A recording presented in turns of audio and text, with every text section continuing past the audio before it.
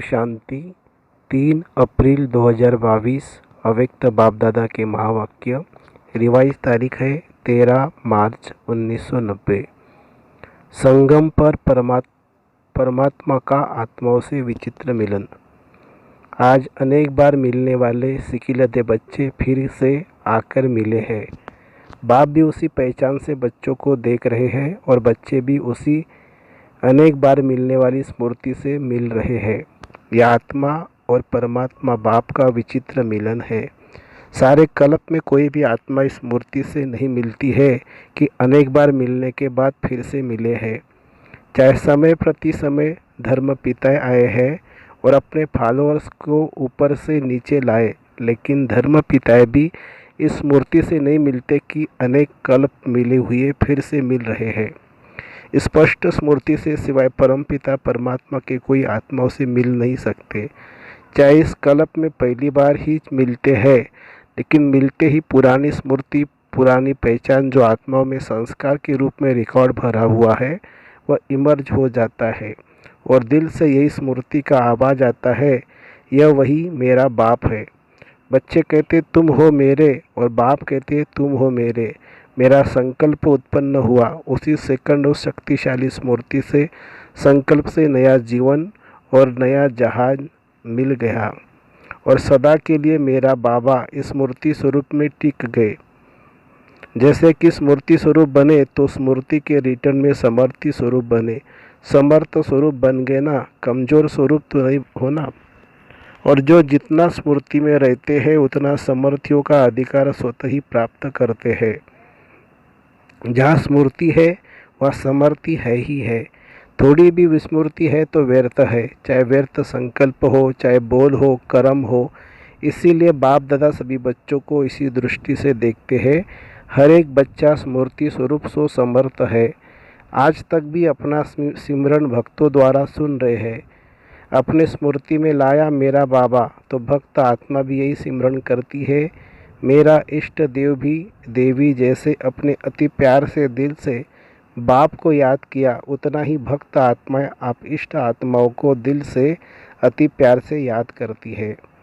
आप ब्राह्मण आत्माओं में भी कोई दिल के स्नेह संबंध से याद करते हैं और दूसरे दिमाग द्वारा नॉलेज के आधार पर संबंध को अनुभव करने का बार बार प्रयत्न करते हैं। जहाँ दिल का स्नेह और संबंध अति प्यारा अर्थात अति समीप है, वहाँ याद भूलना मुश्किल है। जहाँ सिर्फ नॉलेज के आधार पर संबंध है लेकिन दिल का अटूट स्नेह नहीं है, वहाँ याद कभी सहज कभी मुश्किल होती है। जैसे शरीर के अंदर नस नस में ब्लड समाया हुआ है, ऐसे आत्मा में निष्पल अर्थात पल याद समाई हुई है। इसको कहते हैं दिल के स्नेह संपन्न निरंतर याद। जैसे भक्त आत्माएं बाप के लिए कहती है, जहाँ देखते तू ही तू है। ऐसे बाप के स्नेही आत्माओं को जो भी देखे वह अनुभव करे कि इनों की दृष्टि में, बोल में, कर्म में परमात्मा बाप ही अनुभव होता है। इसको कहते स्नेही सो समान बाप। तो स्मृति स्वरूप तो सभी हो, संबंध भी सभी का है, अधिकार भी सभी का है, क्योंकि सभी का फूल अधिकार का संबंध बाप और बच्चे का है। सभी कहते मेरा बाबा, मेरा चाचा, मेरा काका, कोई नहीं कहते। अधिकार का संबंध होने के कारण सर्व प्राप्तियों के वर्षे के अधिकारी हो। चाहे 50 वर्ष वाले हैं, चाहे 6 मास वाले हैं, मेरा कहने से अधिकारी तो बन ही गए। लेकिन अंतर क्या होता है? बाप अधिकार तो सभी को एक जैसा देता है, क्योंकि अखुट वर्षा देने वाला दाता 2.5 लाख तो क्या, लेकिन सर्व आत्मा को भी अधिकारी बने, उनसे ही अथाह खजाना बाप के पास है।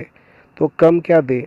तो दाता सभी को देता एक जैसा है, लेकिन लेवता में फर्क है। कोई प्राप्तियों के वर्षे को व खजाने को समय प्रमाण स्वयं प्रति व सेवा प्रति कार्य में लगाकर उसका लाभ अनुभव करते हैं।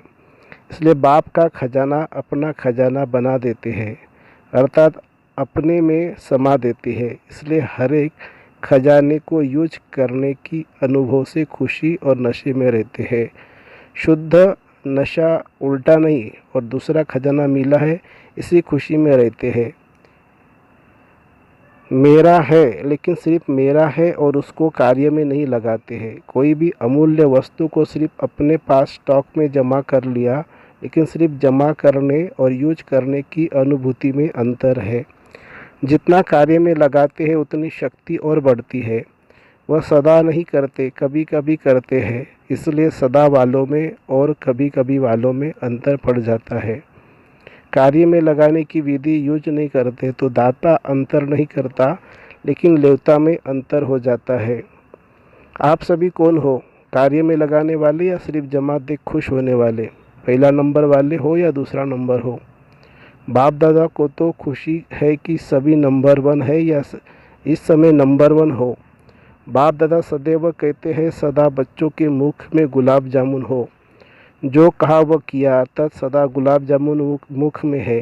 दुनिया वाले कहते मुख में गुलाब, लेकिन गुलाब से मुख मीठा नहीं होगा। इसलिए गुलाब जामुन मुख में हो तो सदा ही ऐसे मुस्कुराते रहे। अच्छा, कई नए नए फिर से मिलने पहुंच गए हैं। जो भी इस कल्प में फिर से मिलन मना रहे हैं, उन बच्चों के लिए विशेष बाप दादा स्नेह का वरदान देते हैं कि सदा अपने मस्तक पर बाप का हाथ अनुभव करते चलो। जिसके सिर पर बाप का हाथ है वह सदा इस वरदान के अनुभव से सब बातों में सेफ है। ये वरदान का हाथ हर बात में आपकी सेफ्टी का साधन है। सबसे बड़े से बड़ी सिक्योरिटी यही है। बाप दादा सभी टीचर्स की निमित्त बनने की हिम्मत देख खुश है। हिम्मत रख निमित्त तो बन ही जाते हो ना। टीचर निमित्त बनना अर्थात बेहद की स्टेज पर हीरो पार्ट बजाना। जैसे हद की स्टेज पर हीरो पार्टधारी आत्मा की तरफ सबका विशेष अटेंशन होता है, ऐसे जिन आत्माओं के निमित्त बनते हो, विशेष वह और जनरल सर्व आत्माएं आप निमित्त बनी टीचर्स को उसी दृष्टि से देखते हैं। सभी का विशेष अटेंशन होता है ना, तो टीचर्स को अपने में भी विशेष अटेंशन रखना पड़े, क्योंकि सेवा में हीरो पार्टधारी बनना अर्थात हीरो बनना। दुआएं भी टीचर्स को ज़्यादा मिलती है। जितनी दुआएं मिलती है उतना अपने ऊपर ध्यान देना आवश्यक है। यह भी ड्रामा अनुसार विशेष भाग्य है।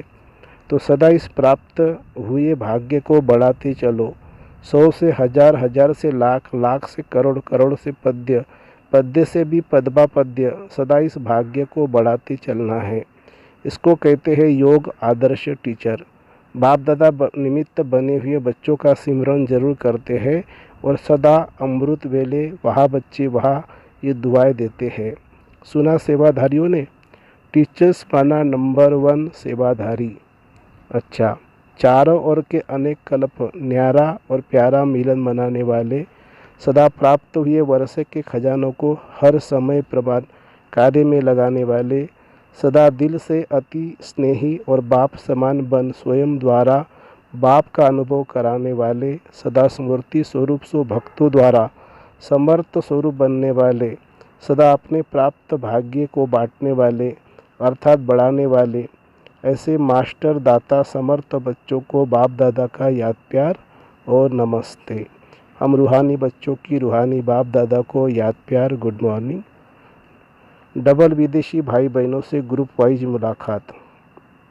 सभी अपने को बहुत बहुत भाग्यवान समझते हो, क्योंकि कभी स्वप्न में भी संकल्प नहीं होगा कि ऐसा श्रेष्ठ आत्माएं बनेंगे, लेकिन अभी साकार में बन गए। देखो कहाँ कहाँ से बाप दादा ने रत्नों को चुनकर रत्नों की माला बनाई है।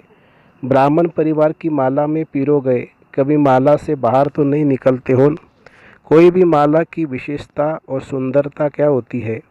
दाना दाने के साथ मिला हुआ होता है। अगर बीच में धागा दिखाई दे, दाना दाने के साथ नहीं लगा हुआ हो तो सुंदर नहीं लगेगा। तो आप ब्राह्मण परिवार की माला में हो, अर्थात सर्व ब्राह्मण आत्माओं के समीप हो गए हो।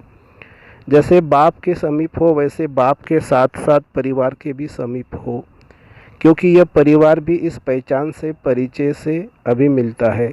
परिवार में मज़ा आता है ना, ऐसे नहीं कि सिर्फ बाप की याद में मज़ा आता है। योग परिवार से नहीं लगाना है, लेकिन समय समीप एक दो के रहना है। इतना बड़ा 2.5 लाख का परिवार कोई होगा? अभी तो 9-10 लाख से भी बड़ा परिवार है। तो परिवार अच्छा लगता है या सिर्फ बाबा अच्छा लगता है? जिसे सिर्फ बाबा अच्छा लगेगा वो परिवार में नहीं आ सकेगा। बाप दादा परिवार को देख सदा हर्षित होते हैं और सदा एक दो को विशेषता को देख हर्षित रहते हैं। हर ब्राह्मण आत्मा के प्रति यही संकल्प रहता कि ये वहाँ ब्राह्मण आत्मा वहाँ। देखो बाप का बच्चों से इतना प्यार है तब तो आते हैं ना, नहीं तो ऊपर बैठकर मिल ले, सिर्फ ऊपर से तो बैठकर नहीं मिलते। आप विदेश से आते हो तो बाप दादा भी विदेश से आते हैं, सबसे दूर से दूर आते हैं, लेकिन आते सेकंड में है। आप सभी को सेकंड में उड़ती कला का अनुभव करते हो। सेकंड में उड़ सकते हो ना, इतने डबल लाइट हो गए। संकल्प किया और पहुंच गए, परम धाम कहा और पहुँचे, ऐसी प्रैक्टिस है। कहाँ अटक तो नहीं जाते हो, कभी कोई बादल तंग तो नहीं करते हैं। केयरफुल भी और क्लियर भी ऐसे है ना।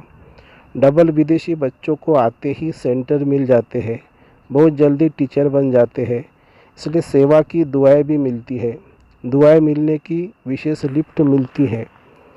साथ साथ आते ही इतने बिजी हो जाते हो जो और बातों को लिए फुर्सत ही नहीं मिलती। इसलिए बिजी रहने से घबराना नहीं, यह गुड साइन है। कई कहते हैं ना लौकिक कार्य भी करे फिर अलौकिक सेवा भी करे और अपनी सेवा भी करे, यह तो बहुत बिजी रहना पड़ता है। लेकिन यह बिजी रहना अर्थात मायाजिद बन जाना, यह ठीक लगता है या लौकिक जॉब करना मुश्किल है? लौकिक जॉब जो करते हैं उनमें जो कमाई होती है वह कहाँ लगाते हो? जैसे समय लगाते वैसे धन भी लगाते हो, तो तन मन धन तीनों ही लग जाते हैं।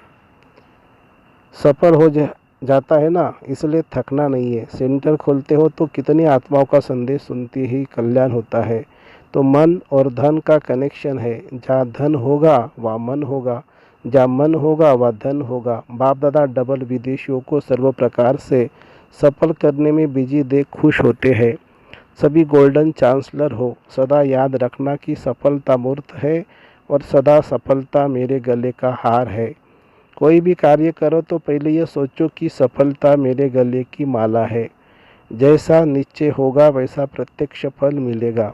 अच्छा, यह स्वीट साइलेंस प्रिय लगती है ना, क्योंकि आत्मा का ओरिजिनल स्वरूप ही स्वीट साइलेंस है। तो जिस समय चाहो उस समय इस स्वीट साइलेंस की स्थिति का अनुभव कर सकते हो, क्योंकि आत्मा अभी इन बंधनों से मुक्त हो गई, इसलिए जब चाहे तब अपने ओरिजिनल स्थिति में स्थित हो जाए। तो बंधन मुक्त हो गए ना, या होना है।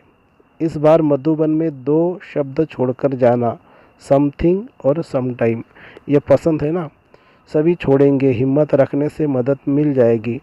क्योंकि यह तो जानते हो 63 जन्म अनेक बंधनों में रहे और एक जन्म स्वतंत्र बनने का है। इसका भी फल अनेक जन्म जीवन मुक्त प्राप्त करेंगे। तो फाउंडेशन यहाँ डालना है। जब इतना फाउंडेशन पक्का होगा तब तो 21 जन्म चलेगा। जितना अपने में निश्चय करेंगे उतना ही नशा होगा। बाप में भी निश्चय, अपने में भी निश्चय और फिर ड्रामा में भी निश्चय, तीनों निश्चय में पास होना। अच्छा, एक एक रतन की अपनी विशेषता है। बाप दादा सभी विशेषता को जानते हैं। अभी आगे चलकर अपनी विशेषता को और कार्य में लगाओ, विशेषता बढ़ती जाएगी। दुनिया में खर्च करने से धन कम होता है, लेकिन यह जितना यूज करेंगे खर्च करेंगे उतना बढ़ेगा। सभी अनुभवी हो ना, तो इस वर्ष का यही वरदान याद रखना कि हम विशेष आत्मा है और विशेषता को कार्य में लगाकर और आगे बढ़ाएंगे। जैसे यहाँ नज़दीक बैठना अच्छा लगता है, वैसे वहाँ भी नज़दीक रहना। बाप दादा सदा हर एक को इसी श्रेष्ठ नज़र से देखते हैं कि एक एक बच्चा योगी भी है और योग्य भी है। अच्छा, ओम शांति। आज का वरदान है, दूसरों के परिवर्तन की चिंता छोड़ स्वयं का परिवर्तन करने वाले शुभ चिंतक भव। स्व परिवर्तन करना ही शुभ चिंतक बनना है। यदि स्व को भूल दूसरे के परिवर्तन की चिंता करते हो तो यह शुभ चिंतक नहीं है। पहले स्व और स्व के साथ सर्व। यदि सर्व का परिवर्तन नहीं करते और दूसरों के शुभ चिंतक बनते हो तो सफलता नहीं मिल सकती। इसलिए स्वयं को कायदे प्रमाण चलाते हुए स्वयं का परिवर्तन करो, इसी में ही फायदा है। बाहर से कोई फ़ायदा भल दिखाई न दे, लेकिन अंदर से हल्कापन और खुशी भी अनुभूति होती रहेंगी। स्लोगन है, सेवाओं को सदा उमंग है तो छोटी छोटी बीमारियां मर्ज हो जाती है। सेवाओं का सदा उमंग है तो छोटी छोटी बीमारियां मर्ज हो जाती है। अच्छा, ओम शांति शांति शांति। शुक्रिया बाबा, शुक्रिया। Thank you Baba, thank you.